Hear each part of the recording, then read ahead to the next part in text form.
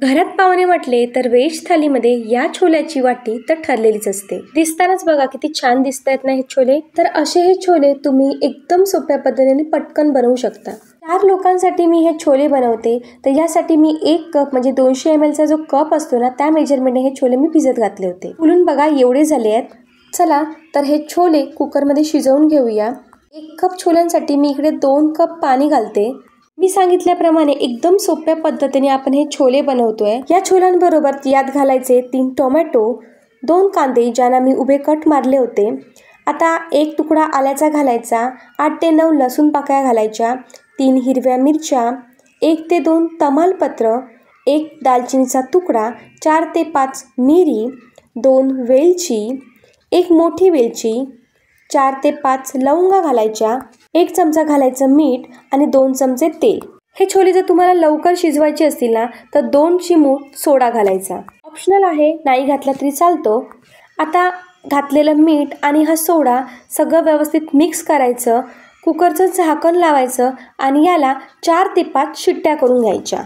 शिट्ट्या करून आता हा मी कुकर पूर्ण थंड करून घेतलाय। आता या छोल्यांबरोबर जो टोमॅटो, कांदा, लसूण, आलं आणि मिरची जे घातलं होतं ना, ते बाहेर काढून घ्यायचं। आता या सगळ्याची आपण मिक्सरच्या भांड्यामध्ये एक प्युरी तयार करून घेऊया। ही आपली प्युरी तयार झाली आहे। आता कोणत्याही भांड्याचा पसारा न घालता आपण हे छोले बनवूया। त्यासाठी कुकरमध्ये 2 चमचे तेल घातलं, याच्यामध्ये अर्धा चमचा जिरे, पाव चमचा हळद, 2 चमचे घरगुती मसाला। जर तुम्हाला घरगुती मसाला वापरायचा नसेल तर या जागी तुम्ही काश्मीरी लाल मिरची पावडर वापरली तरी देखील चालेल, फक्त प्रमाण तेवढं वाढवायचं। सगळे मसाले मिक्स केले की याच्यामध्ये तयार केली टोमॅटोची प्युरी घालायची।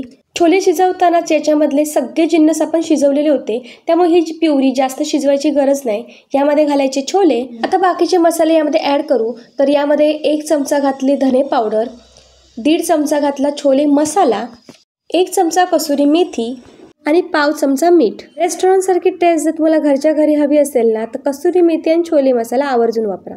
या छोल्यांमध्ये आपण ग्रेव्हीसाठी अर्धा ग्लास पाणी घालू। आता यामध्ये पाणी घातल्यानंतर या छोल्यांना पुन्हा एकदा मिक्स करून घ्यायचं आणि यानंतर झाकण लावून फक्त 1 शिट्टी या छोल्यांना करून घ्यायची।